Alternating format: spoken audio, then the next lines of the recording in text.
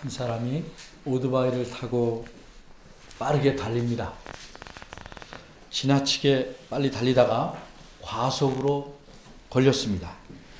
그에게 벌금을 내라는 통지가 왔습니다. 벌금이 얼마였는지 짐작하실 수 있겠습니까? 5만 원? 아니면 10만 원? 혹시 100만 원? 말이 좀 안 되죠. 오토바이 과속한 벌금이 그렇게 비쌀 수는 없겠지요. 그러나 여러분 놀라지 마십시오. 그 사람이 낸 벌금은 우리나라 돈으로 환산하면 1억 원이 넘었다고 합니다. 이렇게 오토바이 과속에 대한 벌금이 우리의 상상을 넘을 만큼 많았던 까닭은 속도 위반을 한 이 사람은 핀란드에서 가장 큰 기업인 노키아라는 기업의 부회장이었기 때문입니다. 왜 그렇게 하는가?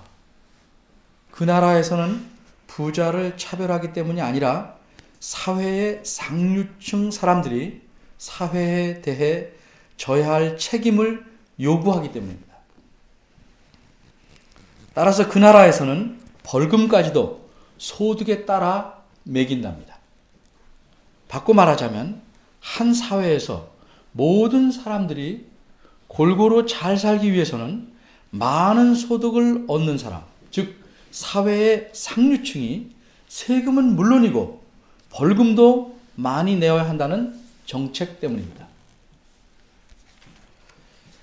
사람은 다 똑같은데 왜 돈이 많다는 이유로 차별을 받고 세금을 더 내야 하느냐? 이렇게 항의하는 무지한 부자들이 많고 부자들에게 세금 증액은커녕 내던 세금도 줄여주고 있는 우리나라에서는 위에서 말한 핀란드의 정책은 아직 꿈도 꾸지 못할 이야기입니다. 유럽의 나라들은 국민소득이 6천에서 7천 달러 수준일 때 이미 대학 교육에 무상교육 내지는 그와 비슷한 무상교육을 실시했다고 합니다. 우리나라의 현재 국민소득은 그것의 3배인 2만 달러입니다. 그런데도 대학의 무상교육은커녕 초등학교의 의무급식에 대해서도 말이 많고 대학의 한 학기 등록금은 수백만 원에 이릅니다. 게다가 사람들은 어떻게든 세금을 안 내거나 덜 내려고 합니다. 수입을 속이고 이중장부를 만들고 편법이나 탈법을 해서 세금을 덜 내려고 합니다. 청문회에 나왔던 장관 후보자들 중 상당수가 그런 종류의 사람들이었습니다. 이른바 지도층 인사라는 사람들이 오직 자기 배를 불리려는 생각에 집중해서 살아왔으니 가난하고 힘없는 자들이 인간의 기본적인 복지를 누릴 가능성은 아직 멀기만 합니다. 하지만 정작 심각한 문제는 그리스도인들의 생각도 그리스도인이 아닌 사람들의 생각과 별로 다르지 않다는 점입니다. 두 가지만 예를 들면 하나는 사업에 대한 생각이고 다른 하나는 자녀 교육에 대한 생각입니다. 이른바 그리스도인들 가운데도 세금을 제대로 다 내서는 사업이 성공할 수 없고 심지어는 망한다고 생각하는 이들이 적지 않습니다. 자녀 교육에 있어서 그렇습니다. 자녀를 들볶아서라도 특별하게 가르치지 아니하면 자녀가 뒤처질 것이라고 생각합니다. 그래서 교육이라는 명목으로 오랜 세월을 어린 자녀 혼자 낯선 곳에 가서 살게 하기도 합니다. 그렇게 하면 대부분 신앙교육은 완전히 망가지는데도 부모의 말은 아이를 위해서 그렇게 해야 한다고 말합니다. 무엇이 정말 아이를 위한 것일까요? 그러면 신앙교육은 차치하고라도 부모들은 어린아이가 떨어져 살 때 받을 심적인 고통이나 부정적인 영향은 애써 외면하고 오직 공부에서 얻게 될 좋은 면들만 강조해서 아이를 생이별시킵니다. 왜 그렇게 합니까? 세금을 다 내면 살 수 없고 애들을 여기 그냥 놔두면 경쟁에서 밀려날 것이라고 생각하기 때문입니다. 그것이 누구 생각입니까? 사업하는 그리스도인의 생각이고 자녀를 가진 그리스도인 부모의 생각입니다. 먹고 사는 것, 자녀를 교육하는 것을 포함한 삶의 모든 것이 내 손에 달려있다고 생각하는 것이 과연 하나님을 믿는 사람의 생각일까? 그렇다면 하나님은 도대체 내 삶에서 어떤 역할을 하시는 것일까? 오늘 이삭의 이야기를 통해서 이런 점들을 살펴보겠습니다. 오늘 본문 2절을 보니 여호와 하나님께서 이삭에게 나타나셨습니다. 오늘 설교의 제목이 여호와의 현현입니다. 현현이란 말은 어려운 말인 줄 저도 압니다만 종종 이것이 신학적인 용어로 하나님과 연관해서 쓰이기 때문에 소개하는 의미에서 사용했습니다. 현현이란 나타났다 하는 의미입니다. 그럼 여호와께서는 왜 이삭에게 나타나셨습니까? 2절을 보시면 그 다음 말이 가라사대라고 되어 있습니다. 말씀하셨다는 뜻입니다. 하나님께서 이삭에게 나타난 것은 무엇인가를 말씀하시려고 하셨기 때문입니다. 천사나 다른 일을 시키지 아니하시고 직접 나타나신 것을 보니 말씀하시려는 내용이 중요하기 때문입니다. 하나님께서 이삭에게 나타나셔서 무엇이라고 말씀하셨습니까? 한마디로 애굽으로 내려가지 말라 하는 이 말씀입니다. 그럼 왜 이삭은 애굽으로 내려가라고 했을까요? 1절을 봅니다. 흉년이 들었기 때문입니다. 이삭의 아버지인 아브라함 때 아브라함이 75세에 가나안 땅에 들어오고 그 위에 기근이 있었습니다.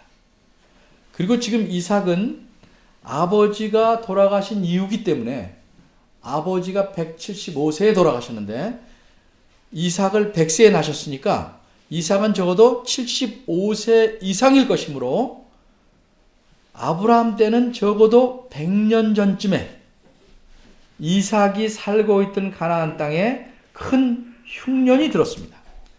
그때 흉년이 들었을 때 아브라함은 사람과 가축이 먹을 것이 절대적으로 부족해서 가나안 땅에 도저히 살 수가 없었습니다. 그래서 애굽으로 내려갔습니다. 이삭도 가나안 땅에 이 한 세기 만에 또다시 큰 흉년이 오자 살 길을 찾아 애굽으로 내려가려고 움직이는 중입니다. 이렇게 애굽으로 가는 도중에 가나안 땅의 제일 끝부분에 있는 그랄이라는 곳에 잠시 머물게 된 것입니다. 그런데 이곳은 블레셋 왕이 다스리는 지역이므로 그에게 가서 잠시 머무를 수 있는 허락을 받아야 했기에 1절에서는 이삭이 그랄로 가서 블레셋 왕 아비멜렉에게 이르렀다 이렇게 말씀하고 있는 것입니다. 어쨌든 이렇게 이삭이 그랄에 머물게 된 때에 여호와께서 이삭에게 나타나셨습니다. 여호와께서는 애굽으로 내려가지 말고 내가 네게 지시하는 땅에 거하라고 말씀합니다. 그럼 혹시 여호와께서는 기근이 들지 않은 어떤 지역을 아시기 때문에 그곳을 알려주시려고 하는가? 그렇지 않습니다. 3절을 보면 이 땅에 유하면 이라는 말이 처음에 나옵니다. 이것은 이 땅에 거하라 그러면 이라는 뜻입니다. 그러니까 하나님께서 지시하는 땅이란 다른 땅이 아니라 지금 이삭이 머물고 있는 그랄입니다. 기근으로 심하게 황폐되어 있는 그 그랄입니다. 하나님께서 이삭에게 애굽으로 가지 말고 이 그랄에 그대로 머물러 있어라고 하신 것은 하나님께서 아브라함에게 주시겠다고 약속하신 가나안 땅을 벗어나지 말라 하는 의미입니다. 그런데 문제는 이 가나안 땅에 심한 기근이 들어서 먹을 것이 없다는 점입니다. 이삭도 가나안 땅이 하나님께서 약속하신 땅인 줄 알기에 웬만하면 이 땅을 벗어나지 않으려고 합니다. 그런데 기근 때문에 도저히 살 수가 없어서 잠시 애굽에 내려가 살다가 오려고 하는데 하나님께서 그것을 못하게 하시는 겁니다. 도무지 먹고 살 수가 없는데 어떻게 이 땅에서 살라고 하십니까? 사업하면서 나라에 세금을 내는 것이 마땅한 줄 알지만 세금을 내라는 대로 다 내면 도저히 사업할 수 없는데 어떻게 해야 합니까? 그러니까 할 수 없이 이중장부라도 써서 수입을 속이거나 편법으로 세금을 덜 낼 방법을 찾아야 하는 것이 아닙니까? 이렇게 절박하게 되묻는 오늘날의 교인들보다 이삭은 훨씬 더 극심한 곤경에 처해 있었습니다. 이런 곤경에 처한 이삭에게 하나님께서는 무엇이라고 말씀하셨습니까? 3절입니다. 이 땅에 거하라. 그러면 내가 너와 함께 있을 것이고 내가 네게 복을 주겠다. 하나님께서 두 가지를 말씀하셨습니다.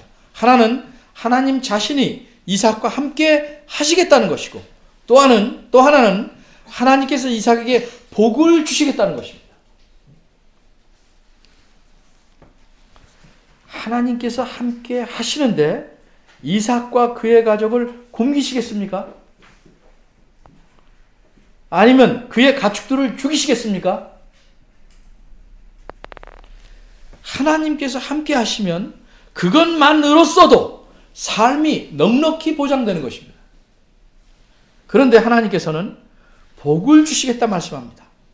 이 복의 내용이 무엇인지는 3절과 4절에 나옵니다. 첫째는 땅에 대한 약속입니다. 내가 이 모든 땅을 주시겠다고 말씀합니다. 4절 중간에 봐도 다시 한번 반복해서 이 모든 땅을 주시겠다고 말씀하십니다. 하나님께서 주시겠다는 땅은 지금 이삭이 머물고 있는 그랄 땅만이 아닙니다. 가나안 땅 전체를 주시겠다는 것입니다. 둘째는 맹세를 이루시겠다는 약속입니다. 하나님께서 아브라함에게 맹세하신 그 맹세의 내용을 이루시겠다는 약속입니다. 아브라함은 이미 죽었습니다.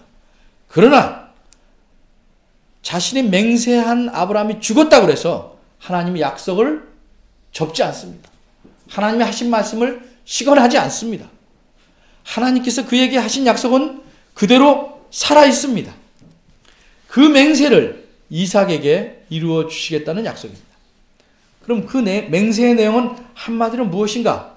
앞의 내용들을 묶어보면 복을 주시겠다는 겁니다. 예를 들어서 만일 갖고 있는 땅이 불모지라면, 그래서 곡식이 제대로 자라지 않아서 가축을 먹일 풀조차 나지 않는 땅이라면 그 땅을 갖고 있어도 아무짝에도 쓸모가 없을 것입니다. 그러나 하나님께서는 그 땅조차도 복되게 하시겠다는 겁니다. 복된 땅이 되게 하시겠다는 겁니다. 셋째는 4절 앞부분에 나온 자손에 대한 약속입니다. 아무리 복된 땅을 갖고 있어도 자손이 귀하면 이삭이 죽은 후 몇 세대 지나지 않아서 그 땅은 자연히 남의 차지가 될 수밖에 없습니다. 그런데 하나님께서는 이삭에게 자손을 주시되 하나님의 별처럼, 하늘의 별처럼 번성하게 하시겠다고 약속하신 겁니다. 그 약속을 지키시려고 지금 이 창세기를 읽는 이스라엘 백성들이 애굽에서 가나안 땅으로 수백만 명이 옮겨가고 있는 중입니다. 하나님께서 이삭에게 주시겠다고 말씀하신 이 복은 사실 하나님께서 아브라함에게 약속하신 것입니다. 그런데 아브라함에게 약속한 이 복이 어떻게 이삭에게 임할까요? 그 이유는 5절에서 말씀합니다. 그 이유가 무엇입니까? 아브라함이 하나님에게 순종했기 때문입니다. 아버지가 순종했기 때문입니다. 이삭의 아버지가 순종했기 때문에 이삭에게 임하게 되는 것입니다. 5절에는 하나님께서 아브라함이 철저히 순종하셨다는 사실을 강조하기 위해서 내 명령, 내 계명, 내 율례, 내 법도 이런 다양한 표현을 써서 그것들을 지켰다고 말씀합니다.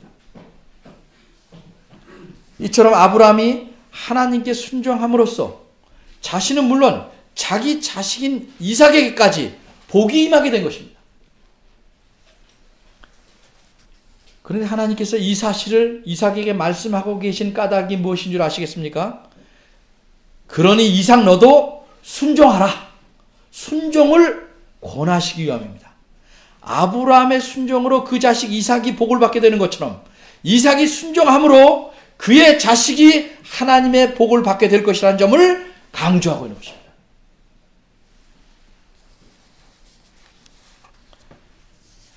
그런데 하나님께서 아브라함에게 이런 세 가지 내용의 복을 약속하신 목적은 무엇입니까? 아브라함의 직접적인 후손은 물론이고 4절에 있는 대로 천하 만민이 하나님의 복을 받도록 하시기 위함입니다. 그런데 이 사실을 아브라함에게 처음 말씀하실 때는 너를 인하여 이렇게 말씀했습니다. 아브라함 너를 인하여 천하 만민이 복을 받을 것이다. 이렇게 말씀했고 그 후에는 창세기 22장에서 내 씨로 말미암아 이렇게 확대됐습니다. 그런데 오늘 4절 뒷부분을 보면 이제 하나님께서는 이삭에게 내 자손을 인하여 이렇게 말씀합니다. 무슨 의미입니까? 아브라함에게 약속한 그것이 이제는 이삭의 자손을 통해서 이루어질 것이라는 거죠. 이삭의 자손이 천하 만민에게 복을 전할 통로가 된다는 말씀입니다. 그런데 조건이 하나 있습니다. 3절에서 말씀하신 대로 이삭이 애굽으로 내려가지 않고 이 땅에 거해야 한다는 조건입니다. 바꿔 말하면 하나님 말씀에 순종해야 한다는 조건입니다. 비록 이삭은 아브라함의 순종 때문에 그 아버지의 순종 때문에 이삭 자신은 복을 받는다 할지라도 그의 자손이 천하 만민을 위한 복의 통로가 되느냐 아니냐는 이삭 자신이 하나님 말씀에 순종하느냐 아니냐에 달려있다는 말씀입니다. 예수님 당시 유대인들은 자신들이 아브라함의 자손이다 생각해서 그러니 자신들은 하나님의 진노를 받지 않는다. 당연히 하나님의 복을 받을 것이다 라고 자신했습니다. 이렇게 생각하는 유대인들에게 세례 요한은 이렇게 말합니다. 속으로 아브라함이 우리 조상이라고 생각지 말라. 내가 너희에게 이르노니 하나님이 능히 이 돌들로도 아브라함의 자손이 되게 하시리라. 이미 도끼가 나무 뿌리에 놓였으니 좋은 열매 맺지 아니하는 나무마다 찍어 불에 던지우리라. 이렇게 경고했습니다. 만일 이삭이 하나님 말씀에 순종하지 않으면 하나님께서 천하 만민을 위한 복의 통로로서 이삭의 후손이 아닌 다른 사람을 얼마든지 사용하실 수 있는 것입니다. 그런데 이처럼 하나님께서 직접 현현하셔서 나타나셔서 말씀하신 것을 듣고 이삭은 어떻게 행동했습니까? 자신의 판단을 믿고 도저히 여기서 살 수 없다. 내가 후에 잘 믿고 복종하면 된다. 이렇게 생각하고 애굽으로 그냥 갑니까?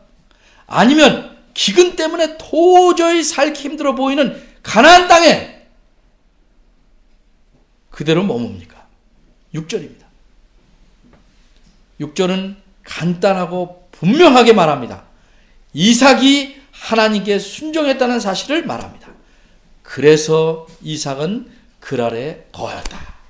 이게 원문의 뜻입니다. 따라서 이제 하나님은 인간식의 표현을 말하면 부담이 생긴 겁니다. 이삭은 하나님 말씀대로 순종을 다 했습니다. 이제 공은 하나님에게로 넘어왔습니다. 하나님 자신이 말씀하신 것을 지키셔야만 합니다.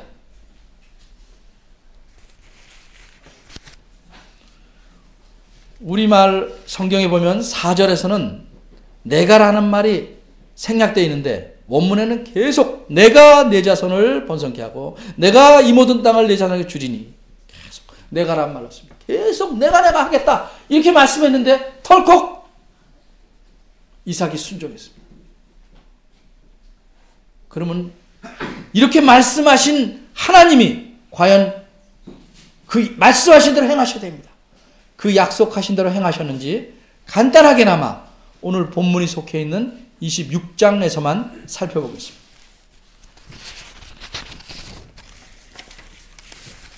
하나님께 순종하고 하나님의 약속을 받으면, 그래서 하나님이 함께 하시면 아무런 어려움이 없다 이렇게 생각하시면 안 됩니다.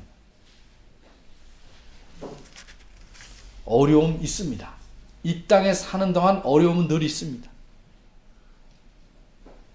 특별히 어려움은 믿음이 흔들릴 때 오게 됩니다. 7절을 봅니다. 이삭은 자기 아내 때문에 자기가 죽을까 걱정했습니다. 아내가 아름다워서 그 아내를 차지하려고 자기를 죽일까라고 걱정했습니다. 그래서 거짓말을 합니다. 이 일로 후에 탈로가 나서 블레셋 왕에게 수모를 당합니다. 그럴지라도 자기 잘못으로 어려움을 당할지라도 하나님께서는 이삭과 그의 아내, 그의 가족을 보호해 주십니다. 그런데 또 어려움은 하나님의 복을 누릴 때에도 옵니다. 12절을 봅니다. 이삭이 그 땅에서 농사를 합니다. 기근이 들어서 땅이 형편없는 상황에서도 풍작을 이룹니다. 그 이유는 무엇입니까? 12절에 뒤에 있는 대로 여호와께서 복을 주셨기 때문입니다. 그러자 어떤 일이 생깁니까? 14절에서 16절에 잘 나옵니다. 그곳 사람들이 시기합니다. 물이 중요한데, 특별히 기근 때는 더욱더 중요한데 파놓은 우물을 메워버립니다. 그리고 심지어는 그 지역에서 쫓아냅니다. 물이 없으면 사람이나 가축이 살 수가 없습니다. 물의 근원을 겨우 찾아 우물을 파면 또 그 아래 목자들이 쫓아와서 우물을 빼앗습니다. 그 아래 내용이 그런 것입니다. 이렇게 하기를 몇 차례입니다. 참으로 산다는 것이 고단합니다. 24절을 봅니다. 이렇게 힘들 때 하나님께서는 다시 이삭에게 나타나셔서 하나님이 함께 하신다는 사실과 복을 주시겠다는 약속을 재확인하십니다. 그래서 새로운 힘을 주십니다. 그 후 어떻게 됩니까? 이삭을 쫓아낸 블레셋 왕이 찾아와서 평화 조약을 맺자고 합니다. 그리고 무엇이라고 말합니까? 28절입니다. 여호와께서 너와 함께 계심을 우리가 분명히 보았다. 이렇게 말합니다. 29절에는 뭐라고 말합니까? 너는 여호와께 복을 받은 자다. 이렇게 말합니다. 비록 이삭이 어려움을 겪고 살아왔지만 이처럼 이방인들의 눈에도 확실하게 보일 만큼 하나님께서는 이삭에게 하신 약속을 분명하게 지키셨습니다. 이삭과 함께 하셨고 그에게 넘치는 복을 주셨던 것입니다. 아브라함이 순종함으로 그의 자식 이삭이 복을 받았고 이삭이 순종함으로 그는 물론 그의 후손까지 복을 받게 되는 것입니다. 흉년을 피해서 애굽으로 가려던 이삭을 여호와께서 가나안 땅에 그대로 살라고 머물라고 말씀하셨습니다. 그러자 이삭은 현실에 대한 자신의 판단을 제쳐두고 여호와의 말씀에, 어떻게 보면 말이 안 되는 여호와의 말씀에 순종합니다. 이러한 이삭에게 여호와께서는 다른 민족의 사람들이 시기하고 후에는 두려워할 만큼 엄청난 복을 주십니다. 그래서 이삭은 풍년일 때도 거두기 힘든 풍성한 수확을 오히려 지독하게 가뭄이 든 흉년에 얻게 됩니다. 이렇듯 하나님께서는 하나님 자신을 전적으로 의지하고 그분의 말씀에 순종하는 자에게 함께 하시며 복을 넘치게 주십니다. 그런데 이제 하나님께서 이 아브라함과 이삭에게 약속하신 복은 예수 그리스도를 통해 천하 만민이 얻게 된 것입니다. 그래서 우리도 그리스도 안에서 그 복을 누리게 되었습니다. 그런데 하나님께 순종하지 않으면 비록 우리의 구원은 취소되지 않는다 할지라도 구원받은 자라면 그런 자에게 주어지는 복된 삶, 이 땅에서 누려야 하는 복된 삶은 그림의 떡에 불과할 겁니다. 자기 힘을 의지하고 자기 판단과 자기 뜻대로 사는 자는 당분간은 자기 뜻대로 모든 일이 되는 것 같이 보여도 그 결과는 쓰디쓸 수밖에 없습니다. 하나님께서 함께 하시지 아니하면 풍성하게 보이는 것도 거품일 수밖에 없고, 하나님께서 복 주시지 아니하면 내 손에 쥐고 있는 것조차 썰물처럼 빠져나갈 수밖에 없는 것입니다. 그러나 하나님 말씀에 순종하여 어려울지라도 내 판단과 다를지라도 정도를 걸으면 하나님께서는 우리를 전능하신 손으로 붙잡으시고 함께 하시며 우리의 삶을 이끌어 가실 겁니다. 이게 믿음입니다. 이게 하나님의 약속입니다. 그러면 우리는 그런 삶의 맛을 어떤 역경 속에서도 맛보고 누릴 수 있는 것입니다. 우리 모두가 이런 삶을 선택해서 살아가기를 간절히 바랍니다. 기도하겠습니다. 하나님, 저희들의 마음과 생각을 아십니다. 조금 머리가 커지면 온갖 내 생각과 판단과 지혜를 내세워 내 뜻대로 하기가 일수입니다. 하나님 말씀이 무엇이라 말씀해도 제쳐놓고 내 식으로 합니다. 이렇게 사는 것이 저희들입니다. 주님, 용서하여 주시고 긍휼히 여겨 주옵소서. 내 중심으로 살지 않게 하시고 하나님 말씀 중심으로 살게 하시며 이 말씀에 순종하여 살 수 있도록 저희들을 지도하여 주시고 이끌어 주시기를 바라옵나이다.